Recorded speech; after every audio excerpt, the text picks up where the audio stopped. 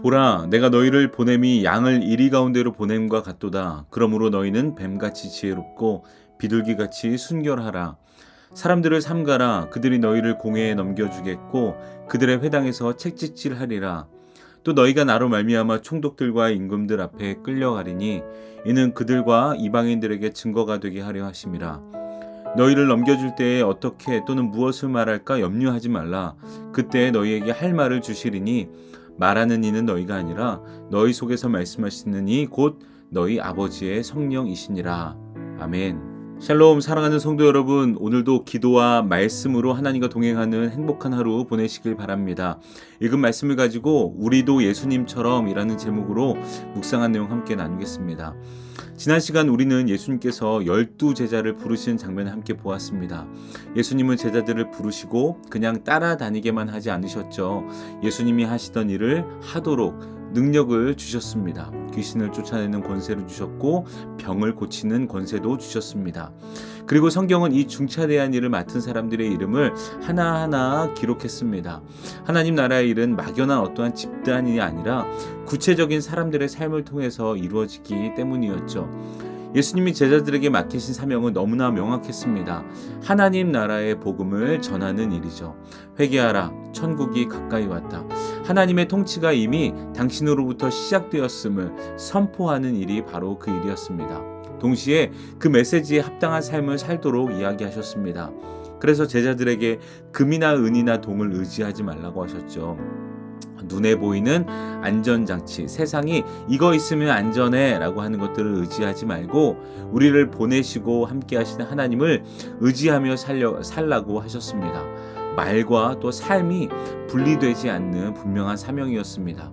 그리고 오늘 본문으로 오면 예수님은 그 사명이 얼마나 무거운지, 그 길이 얼마나 현실적인지를 제자들에게 숨기지 않고 말씀하십니다. 오늘 말씀은 제자들을 겁주기 위한 말씀이 아니라 제자들의 삶을 미리 설명해 주시는 말씀입니다. 그리고 이 말씀은 제자들을 향한 말씀이 아니라 오늘 예수님을 따르는 저와 여러분들에게 주시는 말씀입니다. 제목 그대로 우리도 예수님처럼 살아가야 하기 때문입니다. 오늘 말씀에 보니까요, 예수님은 이렇게 말씀하십니다. 보라, 내가 너희를 보냄이 양을 이리 가운데로 보낸 것 같도다. 예수님은 제자들을 부르셨습니다. 그리고 부르심으로 끝내지 않으셨죠. 반드시 보내십니다. 우리가 주일에 모이기에 힘쓰지만 또 나가기, 흩어지기에 힘쓰는 것과 같습니다. 그리고 예수님은 보내실 때 상황을 그리 좋게 설명하진 않으십니다. 양을 이리 가운데로 보낸다고 하십니다. 이 말은 보호된 곳으로 보낸다는 말이 아니라 위험한 곳으로 보낸다는 말이겠죠. 양은 연약합니다. 이리는 공격적입니다. 양을 이리 가운데 보낸다는 것은 인간적으로 보면 너무 가혹한 표현입니다. 그런데 예수님은 이 상황을 모르고 보내신 것이 아닙니다. 제자들이 세상으로 나가 하나님의 나라가 가까이 왔습니다. 여러분 회개하십시오. 돌이키십시오. 라고 선포할 때 어떤 반응이 나올지 이미 알고 계셨기 때문입니다. 예수님 자신이 당하실 미움과 거절과 고난을 제자들도 겪게 될 것을 알고 계셨기 때문이죠. 그래서 이 장면에서 예수님의 마음이 담겨 있습니다. 이리를 향해 양을 던져두는 것 같은 심정입니다. 마치 악어가 입을 벌리고 있는데 그 안에 닭을 던져두는 것과 같은 마음입니다. 그러나 그럼에도 불구하고 보내십니다. 왜냐하면 하나님 나라의 일은 반드시 전파되어야 하기 때문입니다. 이것이 바로 하나님의 마음이기 때문입니다. 예수님이 먼저 그 길을 가셨기 때문이기도 하죠. 우리도 예수님처럼 보내심을 받은 사람으로 살아가야 하는 것이죠. 그래서 예수님은 덧붙이십니다. 그러므로 너희는 뱀같이 지혜롭고 비둘기같이 순결해야 한다. 예수님은 무모해지라고 말씀하시는 것이 아닙니다. 세상을 모르는 척하라고 하시는 말도 아닙니다. 뱀같이 지혜롭다는 것은 분별하라는 것이겠죠. 상황을 읽고 또 때를 알고 쓸데없는 상처를 피할 줄도 아는 것이 바로 뱀처럼 지혜롭다는 것이 지혜입니다. 예수님도 그렇게 하셨습니다. 때로는 침묵하셨고 때로는 자리를 피하셨습니다. 때로는요 정면으로 또 말씀을 있는 그대로 하셨습니다. 그러나 동시에 비둘기같이 순결하라고 하십니다. 여러 가지 방법 때문에 가장 중요한 복음을 더럽히지 말라는 뜻입니다. 이기기 위해 무엇이든 해도 된다는 말이 아닙니다. 목적을 위해서 방법을 방법 때문에 목적을 바꾸라는 말이 아닙니다.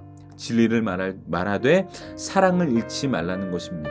우리도 예수님처럼 지혜롭지만 순결하게 현실 속에 살지만 거룩함을 잃지 않는 삶을 살아야 한다는 말입니다.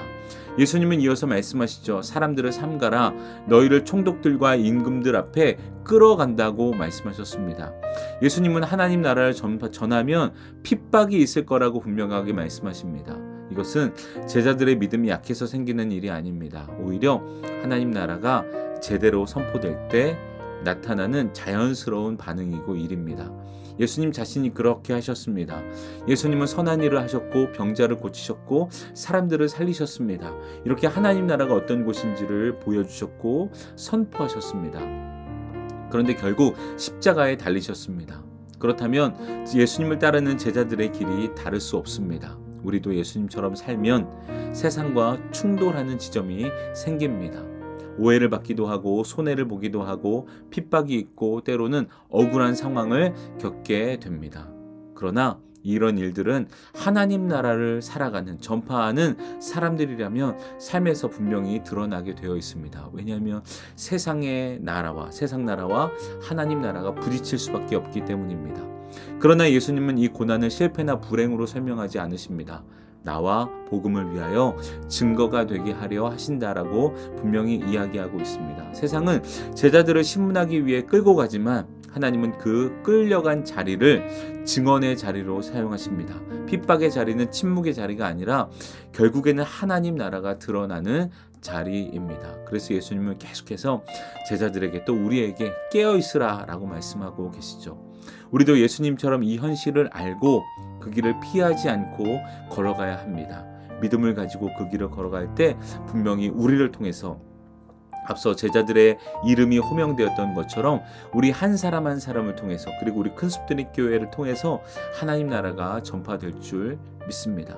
그리고 이제 예수님은 가장 중요한 말씀을 하십니다. 그때 너희에게 할 말을 주시리니.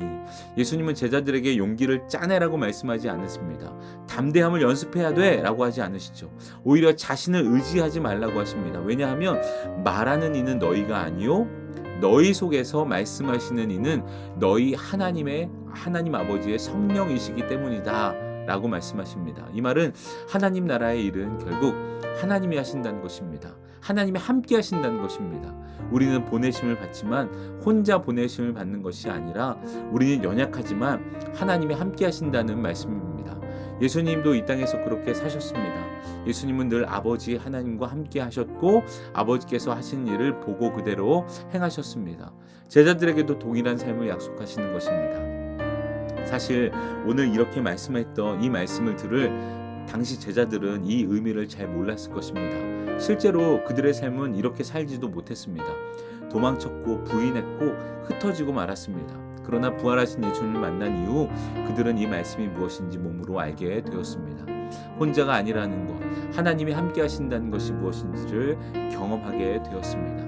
그래서 그들은 정말로 양처럼 세상 가운데 들어갔고 핍박을 감당했고 성령이 말하게 하심을 경험했습니다. 사랑하는 성도 여러분, 오늘 예수님은 우리에게도 말씀하십니다. 우리도 예수님처럼 살아가라고 하십니다. 보내심을 받고 현실의 어려움을 지나가되 혼자가 아니라 하나님이 함께 하신다는 사실을 믿고 살아가라고 말씀하고 계십니다. 이 길이 쉽지는 않지만 예수님이 먼저 가신 길이고 하나님이 함께 하시는 길입니다. 우리도 예수님처럼 이 길을 살아가는 사람이 되기를 주님의 이름으로 축복합니다. 함께 기도하겠습니다. 하나님 감사합니다. 오늘 말씀으로 우리의 삶의 방향을 또 깨닫게 하시니 감사합니다. 하나님, 우리를 제자로 부르셨고 또 제자로 보내시는 전도자로 보내신 하나님의 마음을 깨닫게 하시니 감사합니다. 하나님, 그 길이 쉬운 길은 아닙니다. 핍박이 있을 것이고 이 세상에서 하나님 나라를 선포하며 분명히 부딪힘이 있을 것입니다. 그러나 하나님 나라가 선포되어야 되기 때문에 우리가 그 길을 가야 될 줄 믿습니다. 그 길을 갈 때 우리를 통해서 하나님 나라가 선포될 수 있도록 인도하여 주옵소서. 두렵고 떨릴 때 하나님이 함께하고 계심을 그 자리에서 우리에게 생각나게 하시고 깨닫게 하시며 말하게 하시는 이가 바로 성령님이라는 사실을 잊지 않고 살아가는 저희가 될 수 있도록 인도하여 주옵소서. 하나님, 오늘도 이 말씀을 가지고 우리가 다른 목적이 아니라 하나님 나라의 말씀을 선포하는 자로서 오늘 하루 살아갈 수 있도록 인도하여 주옵소서. 감사하며 예수님의 이름으로 기도합니다. 아멘. 네, 여러분 말씀을 가지고 결단하며 기도하시고 사랑하는 교회와 또 담임 목사님을 위해서 함께 기도하시기 바랍니다. 우리 한 마음으로 기도하겠습니다.